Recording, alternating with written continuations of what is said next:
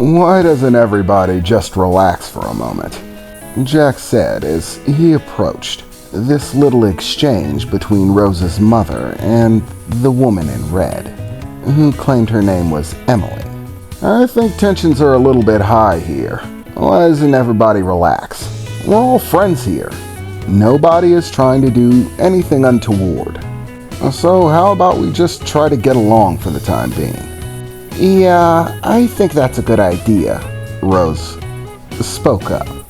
You mustn't be so trusting, Rose, her mother shouted.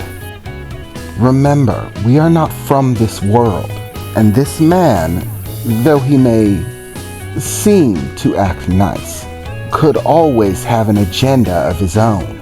We don't know what his motives are.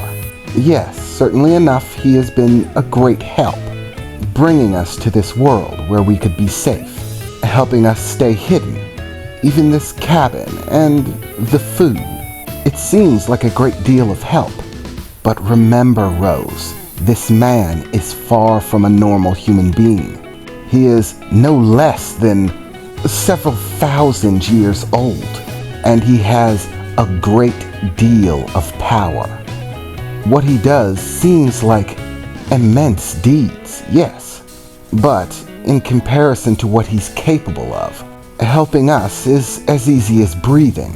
There's no telling what he could hope to gain from us. Mom, Rose replied, feeling a bit annoyed with her general distrust.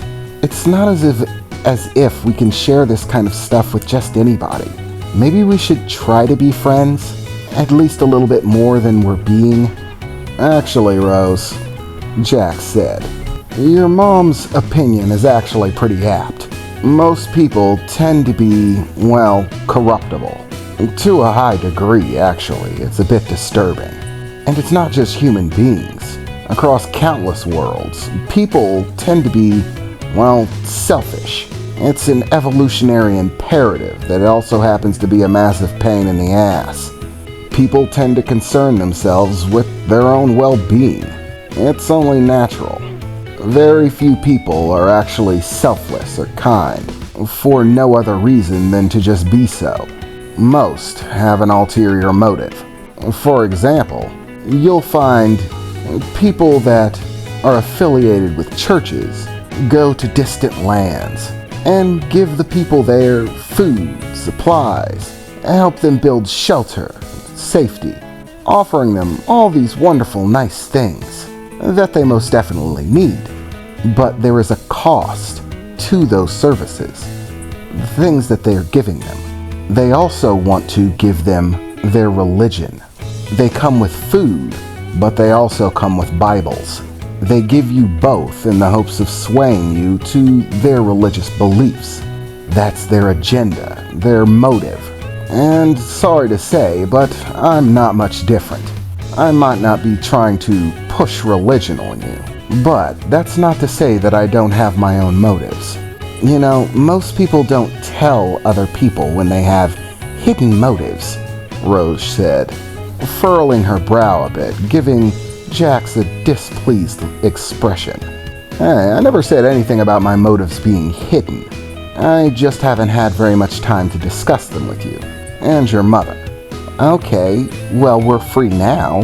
Discuss, Rose said, crossing her arms and trying to pay attention without being too prompt to reject whatever it was he had to say. Listen, you guys may not know this, but serious things are happening in the universe. Look up to that sky. Yeah, I know right now it looks blue, peaceful, little fluffy white clouds overhead. But beyond that blue sky and fluffy white clouds is an entire universe filled with an immense amount of things. Wondrous things, beautiful things. More beautiful than you could possibly imagine. Things that shock the senses, bring awe to the mind, but also terrifying things. Things that rattle your bones, send shivers down your spine. Things that hide in the shadows and that scorch everything in the open, and a million little shades in between. I may be helping you guys, but in the long term, helping you is actually beneficial. It works to my advantage. How? Rose said. How exactly does helping us work to your advantage? What do you want? Well, it's pretty simple, Rose. I want you and your mother to help me. To help Earth. Well, to help everyone in general. Across the entire universe. I need every ounce of help that I can get. And you never know when specific, special individuals will come in exceptionally handy. It's always useful to have numbers on your side, yes, but no matter how much you have on your side in terms of numbers, sometimes it's the little people, singular individuals, that can have the greatest effect on how things eventually turn out. And you two are singular individuals, people astray from their home world, aliens on this world, and yet citizens of it as well. But you are also native to another world, a world that is not too, well, cooperative.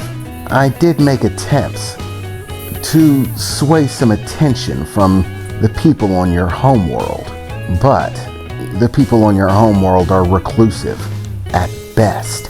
They outright reject interference by anyone, regardless of their reason or motive, regardless of what you tell them. They believe that they can handle whatever it is on their own, always. And quite frankly, it's simply not the case. As I said, Rose, there are scary things out there in the universe, and I'm getting all the help that I possibly can. Every single individual, every person, every race, every planet that I can possibly sway to my side of things plays an important part, a role in the greater scheme of things.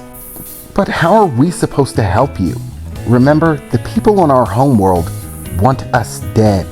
They tried to kill us. That's why we're here in the first place, at least according to my mom. So it's not like we're going to be much use in swaying our people. In fact, I don't even know our people. I was raised here, on Earth.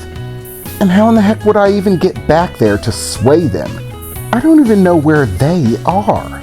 You're talking about all of these grand things, as if you've already planned our place in it. But none of it makes any sense. I'm just one person. There's no way I can do anything. Once again, Rose, Jax replied. Sometimes one person can make more of a difference than an entire army. The world is mixed up and complicated. Sometimes it's the people that you shunned that end up being your salvation. I'm gonna openly admit, I don't actually have a plan for how you two are going to be beneficial in that specific matter. But for whatever reason, I get the creeping suspicion that you will be. But that's not the only use that I can afford for you here on Earth. There are also uses for someone with your specific talents. Those of the Sky Ray possess powerful abilities that could help the people of Earth in countless ways. For example, right now we're dealing with deforestation on a massive scale that is negatively affecting the environment here on Earth. But imagine if we had some Sky Ray around, people with a natural connection to the elements, an ability to spring life to nature at a massive scale, rapidly regrowing entire forests, cut down by deforestation, returning the balance to Earth, making it sustainable again. It might not happen today, but eventually Earth is going to have to step out into the larger universe. They're going to have to understand that we're not alone, that this universe is vast, and those who choose to stand alone will eventually burn alone. We need the help of others, and to be willing to offer help to them as well. But in the meantime, there are countless ways that individuals like you can be of help here on Earth.